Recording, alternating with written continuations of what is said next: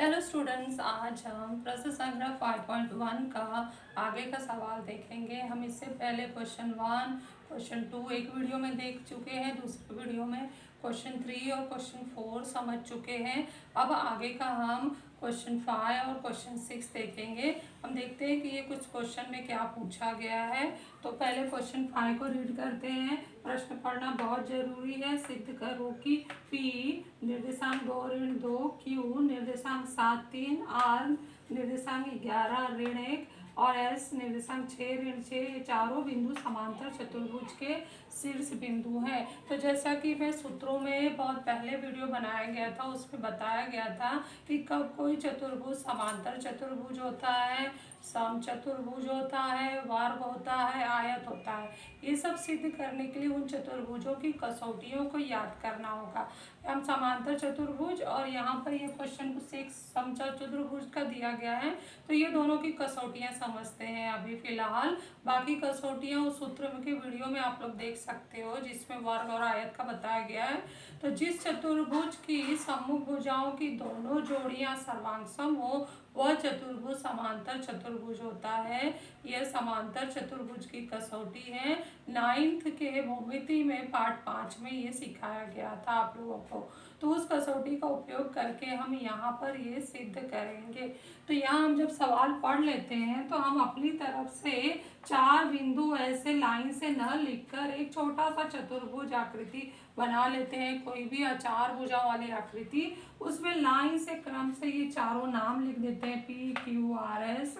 चारों का निर्देशांक लिख देते हैं जो दिया गया है, P 2 ऋण 2, Q 7 3 कोष्टक में लिखना है, कॉमा लगाते हुए लिखना है, R 11 ऋण 1 और S 6 ऋण 6। और उसके बाद जैसा हम मानते हैं कि इन चारों बिंदुओं का हम अपनी तरफ से निर्देशांक चिन्ह मान लेते हैं, ताकि हम उसका सूत्र बना सके, क्योंकि सूत्र लिखने पर भी आधा नंबर मिलता है। हमें 4 बार 4 दूरियां निकालनी है, तो चारों बार सूत्र बनाना होगा। तो हर बार हमें मार्क्स नहीं मिलते, लेकिन किसी न किसी स्टेप्स पे आपको सूत्र लिखने पर मार्क्स मिलते हैं, इसलिए आपको सूत्र लिखना जरूरी है। आप डायरेक्ट संख्या में से संख्या को नहीं घटाओगे।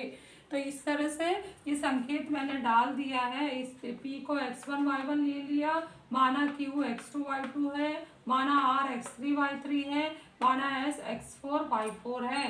तो इससे मतलब हो गया कि x1 2 है, y1 ऋण 2 है, x2 7 है, y2 3 है, x3 11 है, y3 ऋण 1 है, x4 6 है, y4 ऋण 6 है। और अब उसके बाद मैंने ये हमारा आधा नंबर का काम यहाँ कर दिया है, जो मैं अभी बोली कि किसी चतुर्भुज के सम्मुख भुजाओं की दो जोड़ियां सर्वांगसम हो तो वह चतुर्भुज समांतर चतुर्भुज होता है। ये लिख दो तो इस पर आधा नंबर मिलेगा। अब हमें क्या करना होगा, चारों भुजाओं की दूरियां हमें निकालनी होगी। भुजा PQ, भुजा QR, भुजा SR, भुजा PS कि ये सब दूरियां हमें निकालनी होगी और चेक करना होगा कि कौन किसके बराबर होता है, क्योंकि हम जानते हैं डिस्टेंस PQ ये लेंथ PQ के बराबर होता है। तो सीधे हम उसका मान लिखेंगे, सूत्र लिखते हैं। तो सबसे पहला हम निकालते हैं PQ बराबर है करनी में, अब P का सूत्र संकेत x1 y1 और Q का x2 y2 है, तो x1 माइनस x2 का वर्ग प्लस y1 माइनस y2 का वर्ग बराबर मान रखेंगे हम। तो x1 कितना है 2, ऋण x2 कितना है 7 का वर्ग धन y1 कितना है ऋण 2 और y2 कितना है ऋण 3,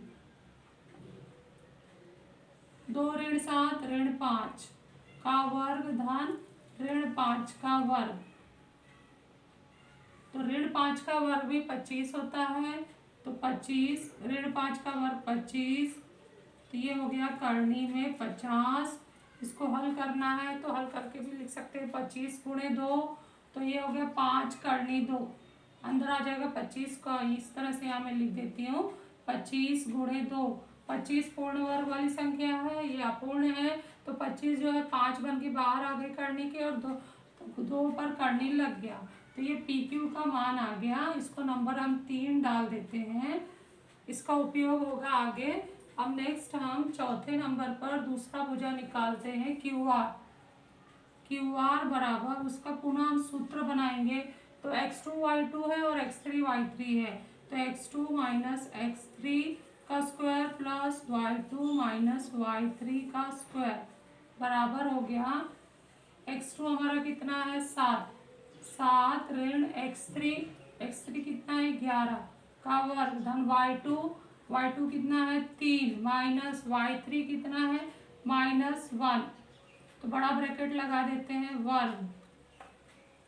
अब यहाँ पर फिर से हल कर देते हैं, 7 ऋण 11 कितना हो गया ऋण 4 का वर्ग धन 3 धन 1 का वर्ग, तो इधर लिखते हूँ मैं अभी, ये आएगा हमारा ऋण 4 का वर्ग 16 धन 3 धन 1 4 का वर्ग, तो ये बराबर हो गया 16 धन 16 बराबर हो गया करनी में 32 बराबर हो गया 16 गुणे 2, तो इसको हल करें तो 16 पूर्ण वर्ग संख्या है, बाहर आ जाएगा 16 का वर्गमूल 4 होता है और 2 का वर्गमूल 2 वर्गमूल ही होता है, तो 2 चला जाएगा वर्गमूल में।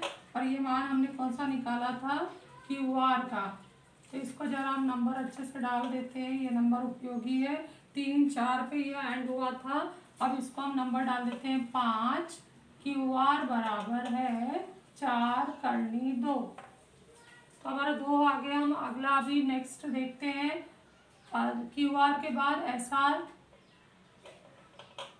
आर बराबर करनी में हमारा होगा x3 माइनस x4 का वर्ग धन y3 माइनस y4 का वर्ग बराबर हो गया x3 हमारा कितना है 11 माइनस 6 का वर्ग धन y3 कितना है -1 और माइनस लग गया, फिर y4 -6 है का वर्ग, तो 11 ऋण 6 5 का वर्ग ऋण 1 धन 6 ऋण 1 धन हो गया धन 6 का वर्ग बराबर हो गया करनी में 5 का वर्ग धन तथा 6 में से 1 घट जाएगा तो आएगा 5 का वर्ग, तो ये हो गया 25 धन 25 बराबर करनी में 50 बराबर 25 गुणे 2 और निकालेंगे हल करेंगे तो 5 करनी 2 आ गया। ये 7वें नंबर का हमारा आ गया एस आर का मान। 8वां हम निकालते हैं नेक्स्ट पी एस निकालते हैं। हमारी भुजा देखो, एक भुजा यहाँ आ गई है, दूसरी ये, तीसरी है, हम चौथा निकालने जा रहे हैं 8वें नंबर पे। 8वां है पी एस बराबर होगा करनी में x1 y1 संकेत है और x4 y4 है, तो x1 माइनस x4 का square plus y1 minus y4 का स्क्वायर मान रखते हैं, तो x1 हमारा कितना है 2 माइनस x4 6 का वर्ग धन y1 कितना है -2 माइनस y4 कितना है -6, तो बड़ा ब्रैकेट लग जाएगा वर्ग 2 ऋण 6 ऋण 4 का वर्ग धन ऋण 2 धन 6 बराबर हो गया 16 धन 4 का वर्ग 16 धन 16 बराबर हो गया करनी में 32, तो ये हो गया 16 गुणे 2 बराबर हो गया 16 पूर्ण वर्ग संख्या है, तो 16 का वर्गमूल 4 होता है और 2 का वर्गमूल 2 होता है, तो 4 करनी 2, ये आ गया पी एस का मान 9वें नंबर पर। ध्यान से हम देखें तो ये जो भी है हमारा भुजा उससे मैच करते हैं कि कौन कौन सी भुजा किसके बराबर हो रही है। तो पी क्यू का मान हमारा कहाँ आया है एस आर पर, तो हम लिखेंगे 10वें नंबर पर, परंतु पी क्यू बराबर हो गया है एस आर बराबर 5 करनी 2, कारण लिखेंगे हम 5 3 और 7 से, 3 और 7 से। नेक्स्ट 9, ये हमारा 10th हो गया है। अभी अगला लाइन 11वें पे हम पॉइंट लिख रहे हैं। नेक्स्ट वाली भुजा हम देखते हैं क्यू आर 4 करनी 2 आ रहा है, पी एस 4, तथा क्यू आर बराबर हो गया, क्यू आर हमारा किसके बराबर हो गया है, पी एस के। क्यों बराबर हो गया है, क्योंकि इसका मान आ गया है 4 करने 2। तो कारण क्या लिखेंगे, 5 और 9 से, तो 5 और 9 से। और अब आकृति चतुर्भुज में चेक करते हैं कि क्या ये समूह भुजा है। तो चेक करो, पी क्यू के सामने है ये एस आर, तो ये समूह भुजा की एक जोड़ी है। और क्यू आर पी एस के बराबर है, तो क्या ये समूह भुजा की जोड़ी है, दूसरी जोड़ी। तो हाँ, ये क्यू आर और पी एस समूह भुजा की दूसरी जोड़ी है जो बराबर है। तो इससे अर्थ निकलता है कि इस चतुर्भुज पी क्यू आर एस के समूह भुजाओं की दोनों जोड़ियां सर्वांगसम है। तो ये हमारा चतुर्भुज क्या बन गया, समांतर चतुर्भुज। तो ये हमने चेक कर लिया आकृति में, इसलिए चतुर्भुज पी क्यू आर एस एक समांतर चतुर्भुज है। इसका कारण देगा, ये हमारा उत्तर आ चुका है। इसका कारण देना है कथन नंबर 1, 10, 11 से, 1, 10 तथा 11 से। तो बहुत ही आसान होता है और ये एग्जाम में आता ही है। आप लोगों को इसमें चतुर्भुजों की परिभाषाओं का उपयोग होता है। तो ये सारे परिभाषाएं 8वीं में भी सिखाए गए हैं और 9th में भी सिखाए गए हैं, इसको जरूर याद रखना। और दूरी सूत्र आप जानते ही हो 10वीं का, बहुत ही आसान है, आप लोगों ने याद कर लिया होगा। इसके आधार पर इसका उपयोग करके समांतर चतुर्भुज, समचतुर्भुज, वर्ग, आयत पर कोई ना कोई एक सवाल एग्जाम में आता ही है 3 से 4 नंबर के लिए, इसलिए आप लोगों को ये प्रैक्टिस करते रहना है। नेक्स्ट सवाल हम नेक्स्ट वीडियो में देखते हैं।